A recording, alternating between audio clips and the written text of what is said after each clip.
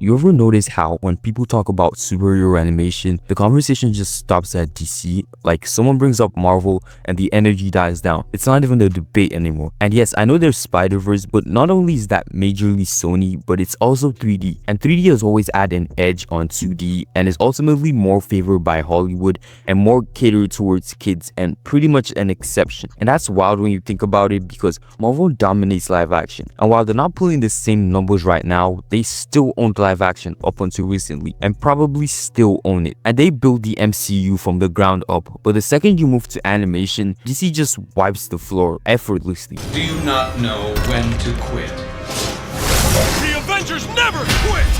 Oh, scary! And it's not just that DC has more animated movies, it's that DC treats animation like cinema, while Marvel treats it like a side project for kids, and you can feel the difference quite easily. Watch Batman Mask of the Phantasm or Justice League Flashpoint Paradox, and it's clear that those aren't just cartoons. They're some of the best comic book stories told through animation, and you can sense that someone cared about every frame. Then you look over to Marvel's animated catalog, and aside from a few bright spots like Spider-Verse, X-Men 97, maybe Marvel Zombies, and some of the Spider-Man shows, it feels disposable, undermarketed, and inconsistent, and way too scared to grow up with its audience. And that's really the point of this video. This isn't about who's better, like that's obvious. This is about why DC understands animation and why Marvel, even with all its money, its iconic characters, and all its creative potential, keeps fumbling it. So let's get into it. The first point is DC's identity versus Marvel's inconsistency. DC animation knows exactly what it is. It's self-contained and doesn't need the live-action universe to give it validation. From the DCAU with Batman the Animated Series, Justice League Unlimited, Batman Beyond, to the DCAMU with Flashpoint Paradox, Son of Batman, and Apocalypse War, DC treats animation as a parallel medium to live action, not some branch out of it or a toy commercial, just pure storytelling. Marvel though, they have no idea what they want to be in animation. Every time they try, it feels like they're just throwing stuff at the wall and hoping it sticks. You've got shows made for toddlers like Marvel's Avengers Assemble, and then MCU tie-ins like What If, Marvel Zombies, and Eyes of Wakanda. And the problem with that is none of it feels like it exists for animation fans. It's all made for MCU fans who don't mind animation. There's a difference. Nobody's rewatching Iron Man Armored Adventures or Hulk and the Agents of Smash or Guardians of the Galaxy the Animated Series because they're not built like stories. They're built like content, safe and marketable, but forgettable, like very forgettable. Meanwhile, DC's animated identity is so strong that even clips go viral, like Superman's speech to Darkseid in Justice League Unlimited or Batman's quiet moment with Ace. These are decades-old scenes still flooding YouTube because they stand on their own. They don't need a live-action cinematic universe to lean on. The next point is tone and maturity.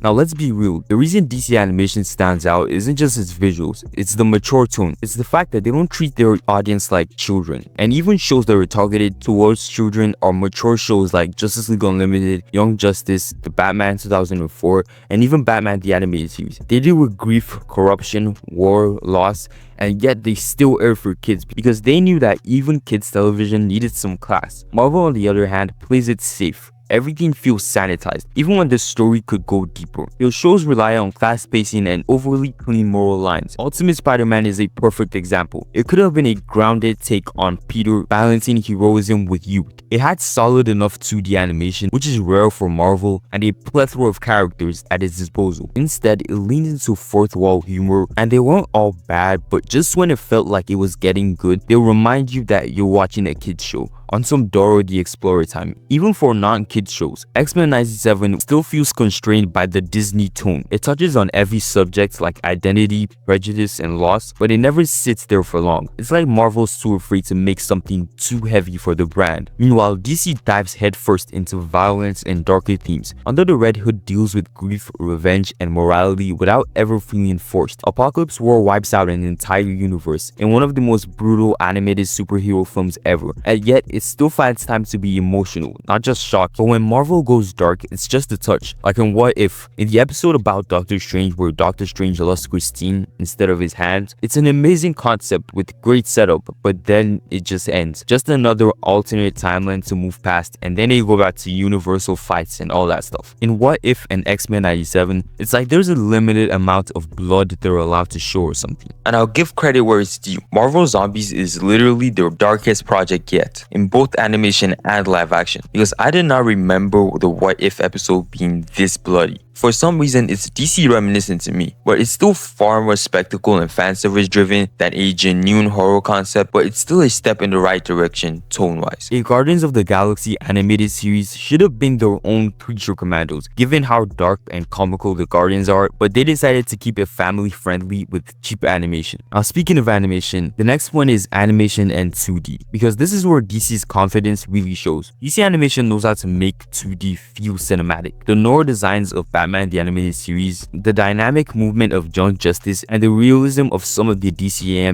movies. Every style feels distinct, but still very much DC. Marvel, on the other hand, they've been running for 2D for years, because their 2D straight up looks like fan animation for the most part, and I've personally seen better fan animation than this. And for the amount of money they make, they ought to be spending proper money on their 2D animation department, but they just don't seem to care. They lean into these awkward 2D 3D hybrids that look like glorified video game cutscenes. Iron Man Armored Adventures and Iron Man and the Hulk Heroes are examples. They have this stiff plastic look that kills the emotion. And even What If, it should have been their big artistic swing, right? But it feels oddly lifeless, like it's trying to imitate realism without understanding animation. So Marvel can make good animation, they just don't want to. And even the best animated superhero movie with a Marvel character wasn't made by Marvel, it was made by Sony. When Spider-Verse, the crown jewel of superhero animation, didn't even come from Marvel, that should tell you everything you need to know. When Marvel is dipped into mature tones and good animation like Black Widow and the Punisher Heroes United, you can see flashes of potential, but they get buried by weak writing, monotone composition, and lighting. Even when it looks good, it's often because it was outsourced to Japanese teams. Like, Marvel doesn't trust itself to do animation with justice. DC, on the other hand, honestly, we gotta give DC animators their flowers, because even their not so good projects dwarf Marvel's. The next point is audience and marketing. Now let's talk about who they're even making this stuff for. DC Animation knows its audience. They're not chasing kids, they're chasing story lovers. And they actually do have a core audience, small as it is, although I do wish they would market their stuff like just one good movie needs to be sent to theaters instead of home release. But Marvel Animation doesn't even have an audience. It just borrows one from the MCU. The marketing is built around the MCU. Every trailer, every announcement, it's about how this somehow connects to the movie, not why it's worth watching on its own. It's like Marvel doesn't care about building loyalty with its audience. They only care about their brand. DC, on the other hand, built a loyal fan base that never left. People still quote Batman the Animated Series. Clips from Justice League Unlimited and Young Justice rack up millions of views, and half of the people watching weren't even alive when those shows aired. That's how much impact DC Animation has, and it's all organic. DC doesn't need some massive marketing. Stories market themselves. Marvel just makes things to be watched once, while DC makes things to be remembered. And you can't ignore the Disney factor. Disney already has Pixar and their own animation studio printing money with 3D movies, so from a business perspective, there's no reason to build a serious Marvel animation division, especially when their 2D animated projects rarely get any traction. And the funny thing is that the success of Spider-Verse, which isn't even Disney's, will only push them further toward 3D styles that they think are safe. DC, on the other hand, does not have that problem. Now, at the end of the day,